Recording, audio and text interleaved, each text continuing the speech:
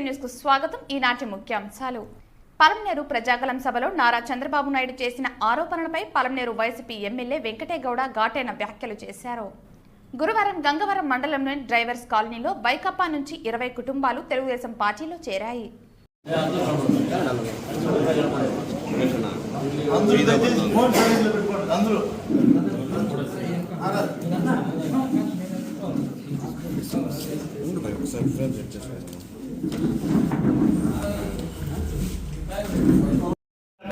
అందరికీ నమస్కారం. ఈరోజు ఈ ప్రెస్ మీట్ పెట్టడానికి కారణం, నన్ను పనికిమాలిన ఎమ్మెల్యే అని సంబోధించడం చంద్రబాబు దౌర్భాగ్యపు స్థితికి నిదర్శనమన్నారు.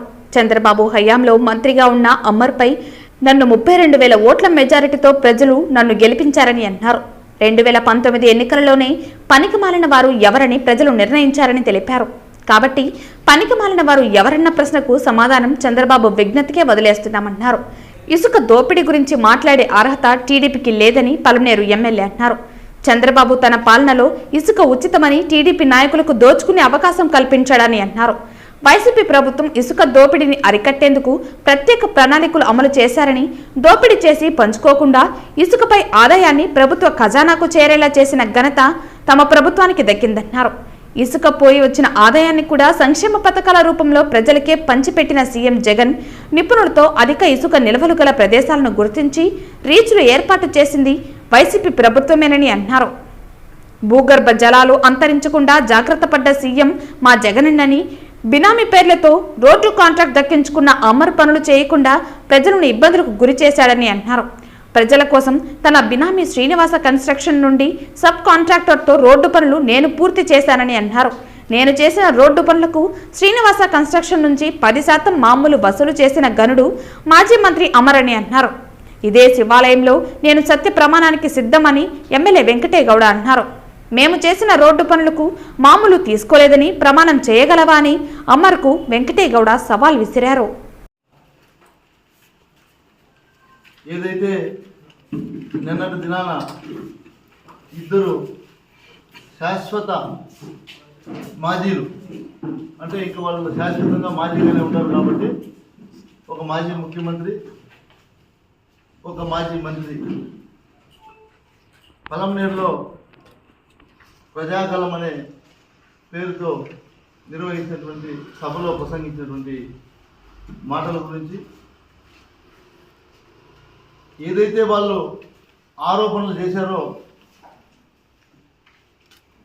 స్థానికంగా ఉండే మాజీ మంత్రివర్యులు కావచ్చు, మాజీ ముఖ్యమంత్రి కావచ్చు, మొట్టమొదట వాళ్ళు నేను చెప్పినటువంటి వాక్యాలన్నీ కూడా వెనక్కి తీసుకోవాలి, క్షమాపణ చెప్పాలని నేను డిమాండ్ చేస్తూ ఉన్నా. చెప్పకపోతే ఏం చేస్తానో కూడా నేను ఇప్పుడు చెప్తా. ఎందుకంటే చంద్రబాబు నాయుడు గారు ఈ రాష్ట్రానికి 14 సంవత్సరాలు ముఖ్యమంత్రిగా పనిచేసినటువంటి వ్యక్తి. నేను ఇక్కడ శాసనసభ్యుడిగా ఉంటే ఆయన ఇక్కడికి విచ్చేసి మన పార్టీ అధికారంలోకి వస్తే ఏం చేస్తాము అని చెప్పకుండా ఇక్కడ ఉన్నటువంటి శాసనసభ్యుడిని దుర్భాషలాడి, ఏదైతే ఆయన మాట్లాడాడో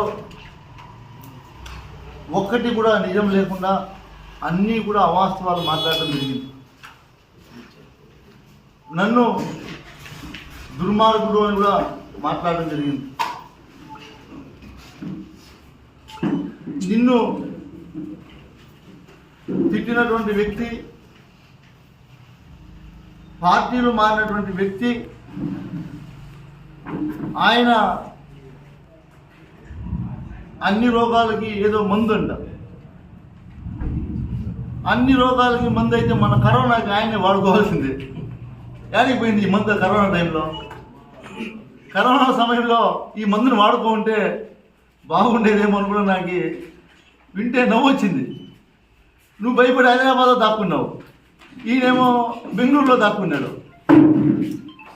ఈ అన్ని రోగాలకి మందులు మీరు వాడుకొని ఆ రోజు అన్ని రోగాలకి మందు అమర్నాథ్ రెడ్డి, కాబట్టి ఆయన నా సంఖలో ఉన్నాడని చెప్పి రాష్ట్రం అంతా తిరిగి ప్రజల్లో తిరిగింటే బాగుండేదని కూడా నేను చంద్రబాబు నాయుడు గారు చెప్తూ, మీరు ఎన్ని కుయత్తులు పన్నినా, ఎన్ని అబద్ధాలు మాట్లాడినా పలమనేరు నియోజకవర్గ ప్రజలు ప్రతిదీ గమనిస్తారు. గతంలో ఉన్నటువంటి శాసనసభ్యుడు ఎలాంటి వాడు, ఇప్పుడున్నటువంటి శాసనసభ్యుడు ఎలాంటి వాడు అనేది ప్రజలందరికీ కూడా తెలుసు. చంద్రబాబు నాయుడు గారు ఏదైతే నన్ను పలమనేరుకు హందినివా నీళ్లు తెచ్చాడా అని అడిగాడు. 14 సంవత్సరాలు ముఖ్యమంత్రిగా ఉండి నువ్వు నా పక్కనే ఉండే కుప్పానికి కనీసం కాలువ పనులు కూడా పూర్తి చేయలేకపోయావు. మేము మా పార్టీ అధికారంలోకి వచ్చిన తర్వాత, జగన్మోహన్ రెడ్డి గారు ముఖ్యమంత్రి అయిన తర్వాత కాలువ పనులన్నీ కూడా పూర్తి చేసి కుప్పానికి నీళ్ళు అందించాం. నీ హయాంలో కుప్పానికి నీళ్ళు రాలేదు, గుర్తుపెట్టుకో. వచ్చాయా? రాలేదు. కానీ నీకు ఇప్పుడు దిక్కు తోచినటువంటి పరిస్థితి, కుప్పంలో నువ్వు ఓడిపోతూ ఉన్నావు, రాష్ట్రంలో నువ్వు ఓడిపోతూ ఉన్నావు అని నీకు తెలుసు. కాబట్టి నువ్వు ఇక్కడ వచ్చి ఈ నియోజకవర్గంలో ఎన్ని జాకీలు పెట్టి లేపినా నీ పార్టీకి స్పందన ఉండదు. దానికి నిదర్శనం నిన్న జరిగినటువంటి సభ అని కూడా నేను తెలియజేస్తా ఉన్నాను. ఎందుకంటే ఈయన జాతీయ నాయకుడు, జాతీయ పార్టీ అధ్యక్షుడు అని చెప్తారు. జాతీయ పార్టీ అధ్యక్షుడు జౌలు వీధి ఎవరిలో మీటింగ్ పెడతారా? ఎప్పుడన్నా చూసినామా మనము? నేను ఎమ్మెల్యే అయినప్పటి నుంచి, నేను ఎమ్మెల్యే కాకుండా వాళ్ళ అధికారంలో ఉన్నప్పుడు కూడా మేము ఎప్పుడు జౌలు వీధిలో మీటింగ్ పెట్టిన చరిత్ర లేదు. ఈ పలమనేరుకి జౌలు వీధిలో మీటింగ్ పెట్టిన చరిత్ర ఒక చంద్రబాబు నాయుడుకే దక్కుతుందని కూడా నేను తెలియజేస్తూ ఉన్నాను. ఎప్పుడైనా ఏ పార్టీలో అయినా, ఏ రాజకీయ పార్టీ అయినా జౌలు వీధిలో మీటింగ్ పెట్టిందా? ప్రజలు కరువు అయ్యారు, ప్రజల్లో స్పందన లేదు మీ పార్టీకి, మీకు మీ మీద నమ్మకం కోల్పోయారు ప్రజలందరూ కూడా. ఎందుకంటే జగన్మోహన్ రెడ్డి గారిని నువ్వు నోటికి వచ్చినట్లు మాట్లాడావు. ఇప్పుడు రా, బయటికి రా, పరదాలు కట్టుకొని అన్నావు. పరదాలు కట్టుకొని తిరిగేది కాదు, ఇప్పుడు బయటికి వచ్చి తిరిగన్నావు. నేను చూడలా జనసముద్రం, కడప జిల్లాలో జనసముద్రాన్ని చూశారా నిన్న? కాబట్టి ఒకటి చంద్రబాబు నాయుడు గారు, మీరు ఏదైతే నిన్న మాట్లాడినటువంటి మాటలన్నిటికీ కూడా నేను క్లుప్తంగా సమాధానాలు చెప్తా. నువ్వు ఏదైతే నన్ను 5 కోట్లు విలువ చేసే శివాలయం ఆస్తి కొట్టేశాడని కూడా మాట్లాడావు. నేను ఎక్కడికి రమ్మన్నా వద్దు, ఎక్కడా కూడా వద్దు, శివాలయంకి వస్తా. ఈరోజు మాట్లాడిన మాటలన్నీ కూడా మీరు కన్నా సాయంత్రం లోపు నాకు జవాబు చెప్పలేదంటే నేను రేపు 10 గంటలకు శివాలయంకి వచ్చి ఆ దేవుడు ముందరే ప్రమాణం చేస్తాను. ఇంటికి పంపించా, వర్కులు చేసేవాళ్ళు మాజీ ఇంటికి పోయి, అయ్యా చెప్పండి, పద్ధతి కాదు, ఈ డబ్బులు ఇచ్చేయమని చెప్పండి అంటే నువ్వు మాట్లాడినటువంటి మాటలు మర్చిపోయావా? నువ్వు వాడు డబ్బులు ఇవ్వట్లేదు అని వీళ్ళకి చెప్పి, వాళ్ళకి ఫోన్ చేసి డబ్బులు ఇవ్వద్దని నువ్వు చెప్పి నటించావు. దానికి అమర్నాథ్ రెడ్డి గారు ఆ రోజు చెప్పాడు కెలవారిలో, వాడెవడో శ్రీనివాస కన్స్ట్రక్షన్ మనం పట్టుకొని రా, డబ్బులు వసూలు చేసుకో అన్నాడు. మీకు అందరికీ గుర్తుందో లేదో, నా దగ్గర ఆధారాలు ఉన్నాయి. ఆ శ్రీనివాస కన్స్ట్రక్షన్ మీద కాంట్రాక్టర్ కంప్లైంట్ ఇచ్చాడు, ఇట్లా మా డబ్బులు ఇవ్వకుండా మమ్మల్ని ఇబ్బంది పెడుతున్నాడంటే వీకోట పోలీస్ స్టేషన్లో కంప్లైంట్ అయ్యి ఎంక్వైరీకి అతను తీసుకొని వస్తే వాళ్ళు ఫోన్ చేసి నీ మెడితో కొట్టలేదని అడుగుతా ఉన్నారు. వాళ్ళ ఇంట్లో ఫోన్ చేసి నీ మెడితో కొట్టలేదా?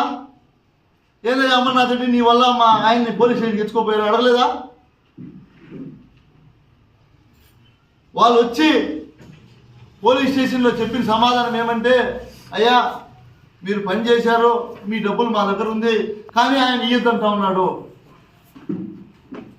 అంటే నువ్వు ఎంత దుర్మార్గుడివి! ఇలాంటి దుర్మార్గుడిని ఎట్లా భరించారు పలమనేరు ప్రజలను కూడా ఆలోచిస్తూ ఉన్నారు. అయిపోయింది, నేను డబ్బులు ఇచ్చేస్తానని ఆయన ఒప్పుకున్నాడు. ఒప్పుకొని మీరు అందరూ కూడా చూడాలా, శ్రీనివాస కన్స్ట్రక్షన్ నుంచి గ్యారీసన్ కన్స్ట్రక్షన్కి డబ్బులు 3 75 లక్షలు ట్రాన్స్ఫర్ చేశాడు 13వ తేదీ 12వ తేదీ 3వ నెల 3,75,00,000 ఆర్టీజీఎస్ డీటెయిల్స్ కావాలంటే ఇస్తా. ఆర్టీజీఎస్ డీటెయిల్స్ ఉన్నాయి. అదేవిధంగా వాళ్ళు పంపించినటువంటి స్టేట్మెంట్ కూడా ఉంది. ఏం పంపించారంటే, అయ్యా 4,95,66,201 రూపాయలు బిల్లు వచ్చింది వాస్తవము. జిఎస్టీ పోతే బేసిక్ అమౌంట్ 4,20,00,000. 10% అమర్నాథ్ రెడ్డికి. ఇది చూడండి, అందులో 10% అమర్నాథ్ రెడ్డికి. ఎందుకంటే ఆయన మా పేరులో టెండర్ వేశాడు, 10% ఇస్తే కానీ డబ్బులు ఇవ్వలేము. నేను అయితే స్టేట్మెంట్ ఇవ్వనా అని స్టేట్మెంట్ కూడా తీసి పెట్టుకున్నాను. 10% నువ్వు కమిషన్ తీసుకోలేదని మీరు మాట్లాడినటువంటి శివాలయంకి వచ్చి ప్రమాణం చేయి, లేదంటే నేను వస్తా రేపు. మీకు ప్రజలే ఓటేసేటట్టుంటే నిజంగా మీరు గొంతు చించుకొని అరిచాడు, మీరు గెలిపించేదానికి రెడీగా ఉన్నారా అని. నీ మీద అంత నమ్మకం ఉంటే నువ్వు జనసేనతో ఎందుకు పొత్తు పెట్టుకున్నావు? బీజేపీతో ఎందుకు పొత్తు పెట్టుకున్నావు? నీ మీద నమ్మకం నీకే లేదు. నువ్వు పొత్తు పెట్టుకున్నటువంటి పార్టీలకు నీ మీద అసలే నమ్మకం లేదు. విధి లేదు కాబట్టి అందరూ కూడా జత కట్టారు. జగన్మోహన్ రెడ్డి గారిని ఈసారి ఓటరే షూటరే జగన్మోహన్ రెడ్డి గారిని తెలియజేస్తా ఉన్నా. అందరికీ కూడా ప్రత్యేకంగా ధన్యవాదాలు తెలియజేసుకుంటూ విరమించుకుంటా ఉన్నా. అన్న, పనికిమాలిన వ్యక్తిని పదజాలం ఉపయోగించారు, సూటిగా దానికి సమాధానం చెప్పారు. అన్న, పలమనేరు ఎమ్మెల్యే పనికిమాలిన ఎమ్మెల్యే అని మాట్లాడటం ఆయన దౌర్భాగ్య స్థితి. ఎందుకంటే ఆయన అధికారంలో ఉండి, ఆయన ముఖ్యమంత్రిగా ఉండి, వాళ్ళ మనిషి ఇక్కడ స్థానికంగా మంత్రిగా ఉంటే పలమనేరు చరిత్రలో ఎప్పుడూ లేనటువంటి మెజార్టీ 32,000 మెజార్టీ ఇచ్చారంటే నేను పనికి మాలిన వాళ్ళ లేదా వాళ్ళు పనికి మాలిన వాళ్ళ ప్రజలే గుర్తిస్తారని కూడా మీకే తెలియజేస్తా ఉంటాను. ఇసుక గ్రావెల్ అక్రమంగా రవాణా చేసుకుని అమ్ముకోవడమే అతని పని మీ మీద ఆరోపణ చేశాడు. నేను రేపు శివాలయంలో ప్రమాణం చేస్తా, ఎక్కడైనా సరే నేను కాలువలో ఇసుకెత్తానని కానీ లేదా చెరువుల్లో ఇసుకెత్తి బెంగళూరు తోలానని కానీ వాళ్ళు నిరూపించాలి. లేదంటే నేను రేపు పొద్దున్నే శివాలయంలో ప్రమాణం చేస్తా. లేదంటే ఆయన వచ్చి ప్రమాణం చేయమనండి, ఎమ్మెల్యే ఇసుకెత్తుకొని పోయి బెంగళూరులో అమ్మినాడు, శివుడి మీద సాక్షి, శివుడి మీద ప్రమాణం చేస్తామని చేయమనండి. ఆయన తెలుసుకోవాల్సింది ఏమంటే ఇసుక పాలసీని గత ప్రభుత్వాలు ఫ్రీ అని చెప్పి వాళ్ళ నాయకులు దోచుకునే విధంగా పెట్టారు స్కీమ్. మా గౌరవ ముఖ్యమంత్రి జగన్మోహన్ రెడ్డి గారు దానికి ఒక పాలసీ, ఒక చట్టం తెచ్చి ఆ ఇసుక ద్వారా ప్రభుత్వానికి నిధులు వచ్చే విధంగా, ఆ నిధులతో ప్రజలకు మంచి చేసే విధంగా ఒక సిస్టమ్ తీసుకొచ్చి ఈరోజు ఒక రేట్ ఫిక్స్ చేసి అన్ని చోట్ల ట్రాన్స్పరెంట్గా కూడా ఇసుక అనేది ప్రభుత్వమే చూసుకున్నటువంటి విషయం మీ అందరికీ కూడా అతీతమైన కూడా నేను తెలియజేస్తా ఉన్నాను.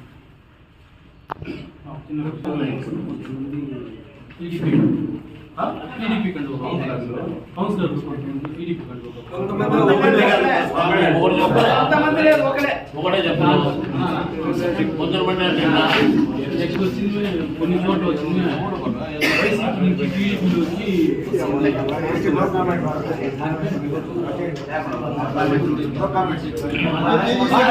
ఒకటి బా ఆయన అడుగుతా ఉన్నాడు, చంద్రబాబుకి సిగ్గుంటే, ఇక్కడ స్థానికంగా మాజీకి సిగ్గుంటే ఆయన కౌన్సిలర్ పదవికి రాజీనామా చేసి కండువా కప్పించారా? ఇద్దరు సిగ్గు. జగన్మోహన్ రెడ్డి గారు ఎవరైనా పార్టీలోకి రావాలంటే ఫస్ట్ నాయన నువ్వు రిజైన్ చేసిరా, నేను పార్టీలోకి చేసుకుంటాను. సిగ్గులేని వాళ్ళ గురించి మనం ఎంతసేపు మాట్లాడుతున్నాం. Any questions? Thank you.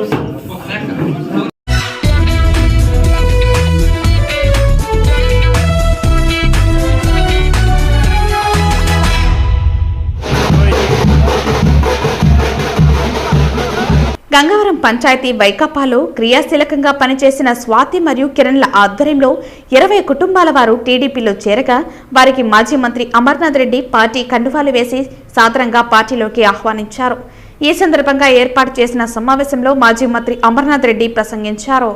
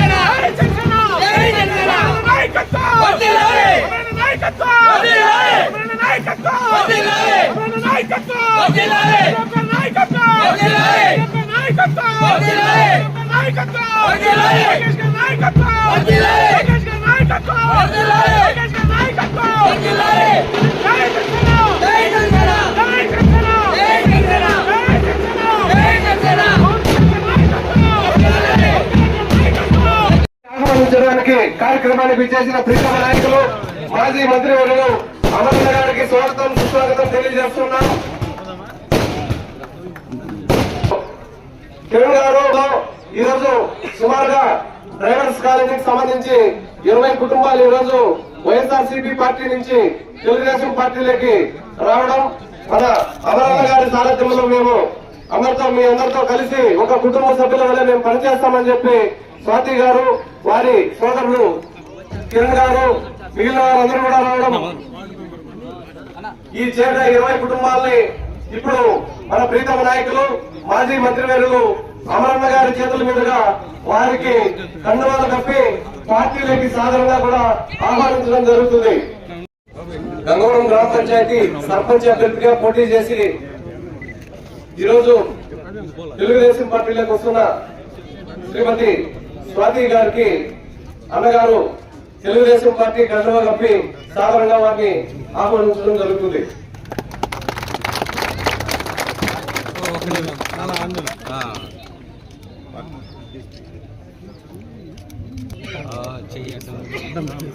అదేవిధంగా వాళ్ళ సోదరులు కూడా ఈరోజు సాధారణంగా ఆహ్వానించడం జరుగుతుంది.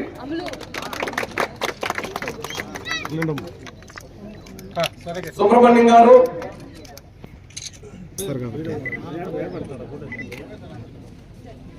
నాగరాజు గారు, అందరూ వచ్చేస్తారు. రమేష్ గారు, నయాజ్ గారు, హయత్ గారు, హుసేన్ గారు, షౌకత్ గారు, బాలాజీ గారు, మలని గారు, ఆనంద గారు, యశ్వంత్ గారు,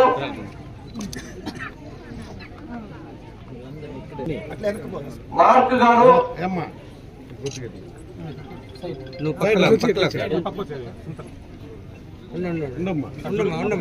బాలు గారు, రాజు గారు, ఉప్పమ్మ గారు,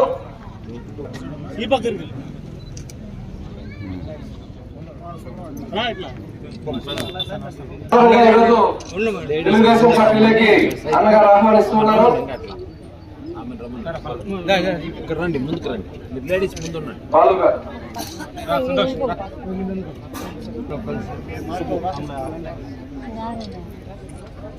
సుబ్బు గారు, మార్కో గారు,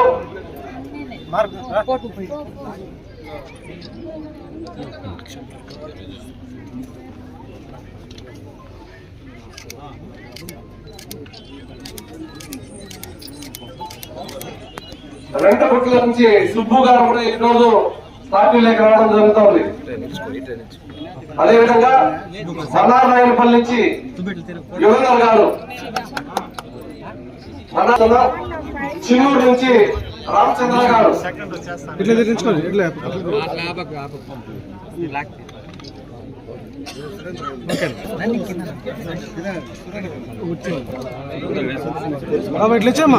సుధాకర్ గారు, సుధామ్మ గారు, ప్రియ గారు, వారికి కూడా తెలుగుదేశం పార్టీ కండువా కప్పి సాధారణంగా ఆహ్వానించడం జరుగుతోంది. జాను గారు,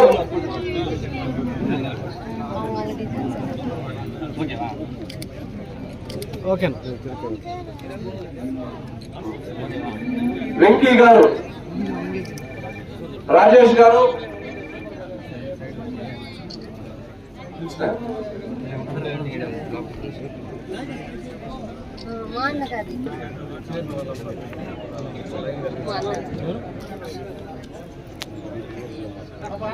ఒక నిమిషం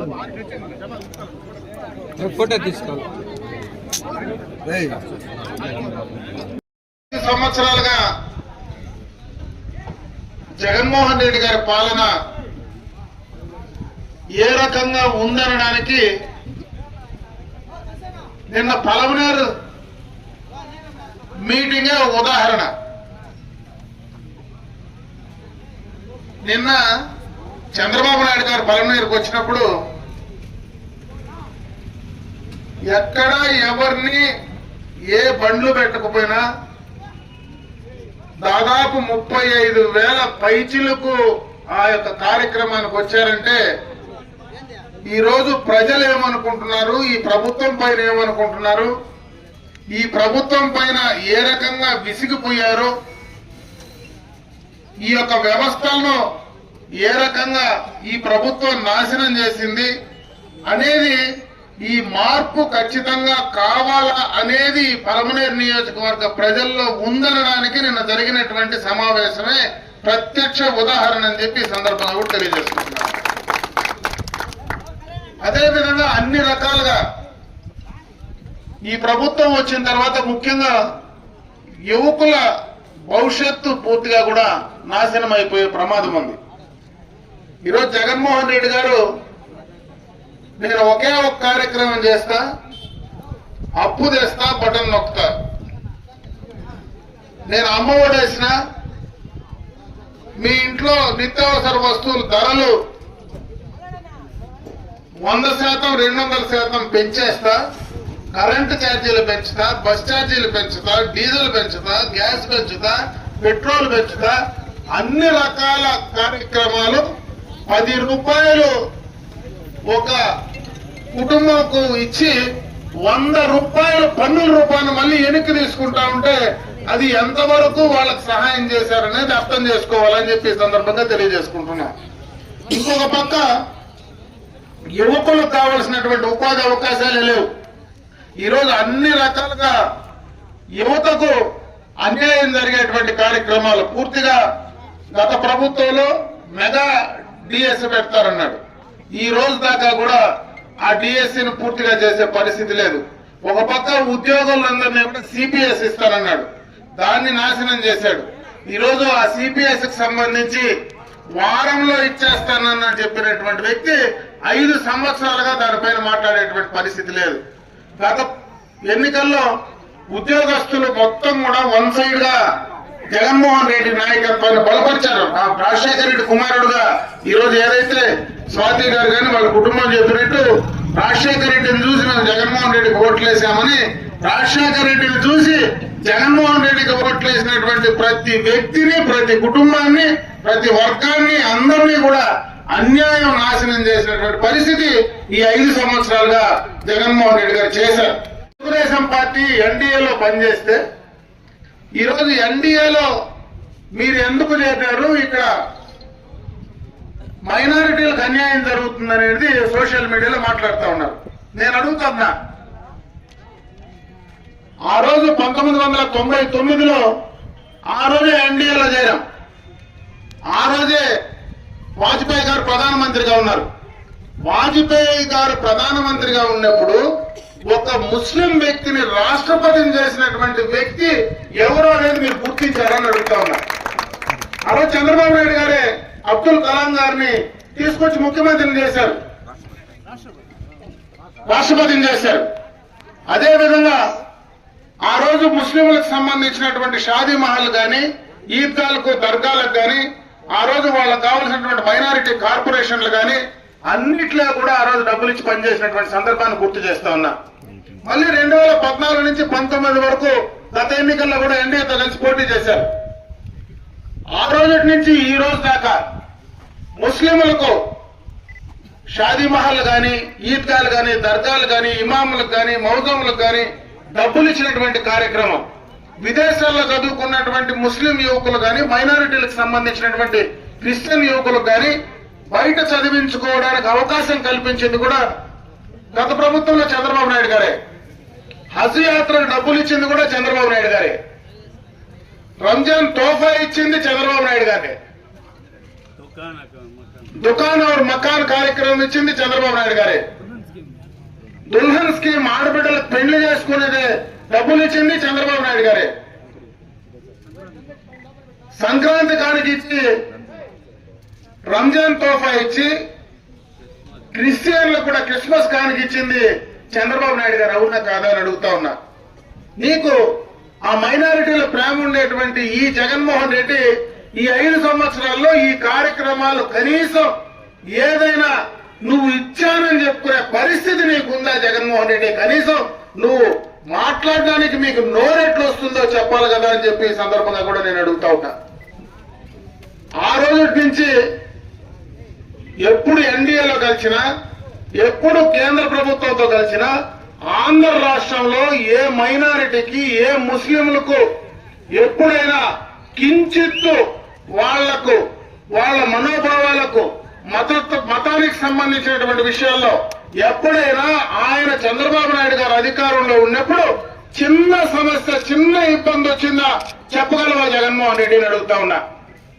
ఈరోజు ఎన్ఆర్సీ గురించి మాట్లాడుతూ ఉన్నారు, సిఐ గురించి మాట్లాడుతూ ఉన్నావు.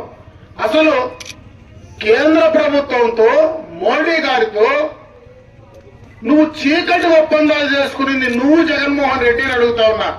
ఆయనకు సపోర్ట్ చేసింది జగన్మోహన్ రెడ్డి కాదని అడుగుతా ఉన్నా. ఆ ఎంపీలు పార్లమెంట్ లో ఓటేసింది వైఎస్ఆర్ కాంగ్రెస్ పార్టీ ఎంపీలు కాదా అని అడుగుతా ఉన్నా. మీరు చీకటి ఒప్పందాలు చేసుకుని అక్కడ వాళ్ళు కలిశారు.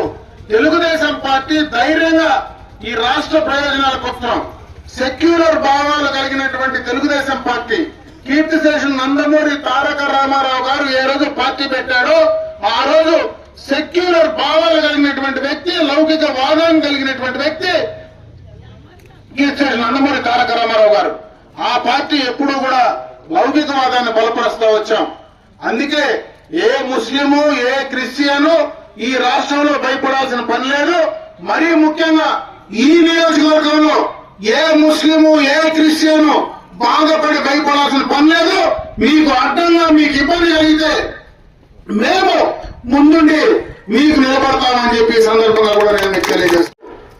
ఓట్ల కోసం అని చెప్పేటువంటి మాటలు దయచేసి ఎవరు కూడా ఏ ముస్లిం గాని, ఏ క్రిస్టియన్ గాని నమ్మవలసిన పని లేదు. గత చరిత్ర చూస్తే, గత చరిత్రలో తెలుగుదేశం పార్టీ, చంద్రబాబు నాయుడు గారు, ఎన్టీ రామారావు గారే మైనారిటీలకు అన్ని రకాలుగా ఆదుకున్నటువంటి సందర్భాన్ని గుర్తు చేస్తా ఉన్నా. ఈ 5 సంవత్సరాల్లో ఈ యొక్క జగన్మోహన్ రెడ్డి ప్రభుత్వమే ఇక్కడ చీకటి ఒప్పందాలు చేసుకుని, రహస్య ఒప్పందాలు చేసుకుని వాళ్లకు ఇక్కడ లౌకికవాదాన్ని గురించి మాట్లాడుతూ అక్కడ వాళ్లతో పోయి కలిసేటువంటి కార్యక్రమాన్ని ఈ యొక్క వైఎస్ఆర్ కాంగ్రెస్ పార్టీ చేస్తా ఉందనేది దయచేసి గుర్తు పెట్టుకోమని చెప్పి ఈ సందర్భంగా కూడా తెలియజేసుకుంటా ఉన్నా. అదే కాకుండా రేపు భవిష్యత్తులో ఇంకా ఎక్కువ కార్యక్రమాలు చేసినవి చాలా ఉన్నాయి, అవన్నీ కూడా ఆగిపోయాయి. ముఖ్యంగా మైనారిటీలకు, ఎస్సీలకు, ఎస్టీలకు, బలహీన వర్గాలకు అన్ని కూడా గత ప్రభుత్వంలో చాలా కార్యక్రమాలు తీసుకొచ్చాం, అవన్నీ కూడా ఆగిపోయాయి. నిన్ననే కూడా చంద్రబాబు నాయుడు గారు పలమనేరు నడిపొట్టునే చెప్పారు, గత ప్రభుత్వంలో ఏవైతే మేము శాంక్షన్ చేశామో అవన్నీ కూడా అధికారంలోకి వచ్చిన 100 రోజుల్లో వాటిని మళ్ళా తిరిగి శాంక్షన్ ఇచ్చేటువంటి కార్యక్రమాన్ని తీసుకుంటామని చెప్పి ఆయన కూడా చెప్పడం జరిగింది. ఇక్కడ ముఖ్యంగా కూడా ఈ డ్రైవర్స్ కాలనీ కావచ్చు, పక్కన బీడీ వర్కర్స్ కాలనీ కావచ్చు, ఈ 2 కాలనీలకు సంబంధించి ఎప్పుడు కూడా పేదలు ఉండేటువంటి ప్రాంతం.